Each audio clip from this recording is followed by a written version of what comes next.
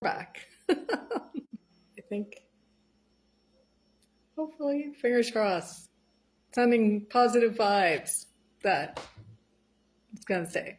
Okay, so the rise codes. There's going to be 10 truths every woman healing from a toxic love must remember to reclaim her power. So today is day one, and day one is about you not being crazy and knowing that you are actually conditioned.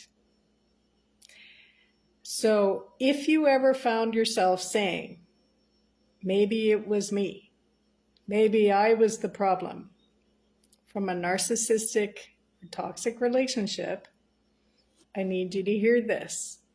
It wasn't you. You were never crazy. You were conditioned. You were never crazy. You were conditioned. How many of you, through your relationship, felt like you were crazy? I know I did. So let's talk about actually what happens in these relationships, because it's not just emotional pain. It's psychological reprogramming. They gaslight you until you question your memory, your instincts, your worth, put doubts in your head, make you question yourself. I mean, I can't even, it's awful.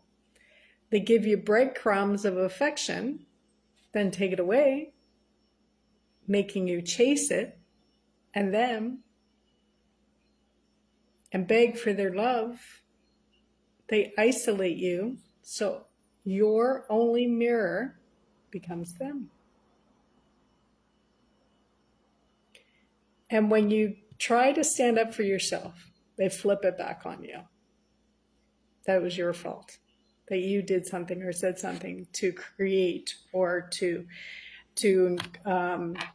make them do something or say something that you don't like.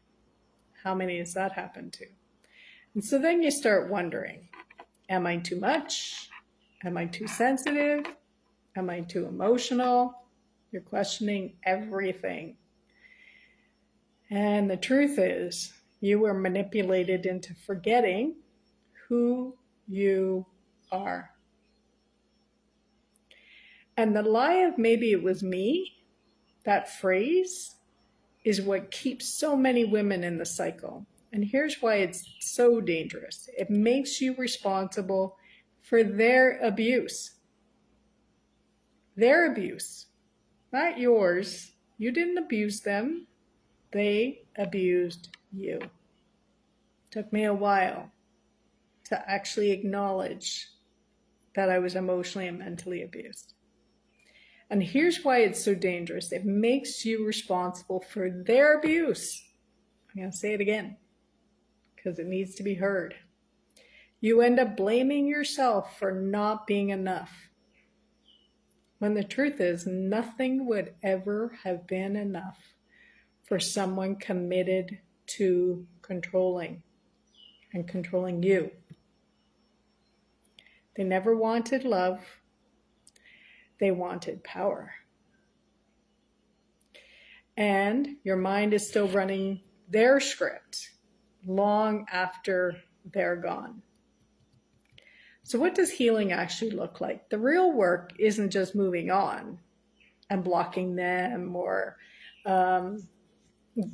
ghosting them or whatever you want to call it. The real work is unremembering the lies. The lies. Rebuilding trust within your body and your intuition and within yourself. Coming back to being the woman who you were before the gaslighting, and hopefully the version of you who is now wiser. Recognizing the signs of emotional manipulation Validate your memories that they're not wrong and you're not imagining it. How many times did you think or feel that? Reclaim your power by anchoring into truth, not blame. And when you start doing that, that's when we rise. So if this has landed for you in your heart and you've lived that loop of self-blame and silence, I see you, I was you. And I built Rise from the Ashes for women like us who have done carrying shame that never was ours to hold. So in the comments, you can say Rise, and if you don't want others to know, then you can DM me, Tina Hull. And it's a 3-month group program. We start on June 26th, and it's a paid program. So I'll give you the details once you put Rise in my DMs or in the comments below.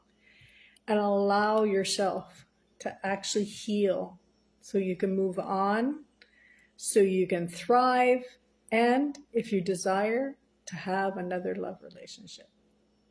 Have a blessed day, and we'll see you soon for day 2 of the Rise Codes.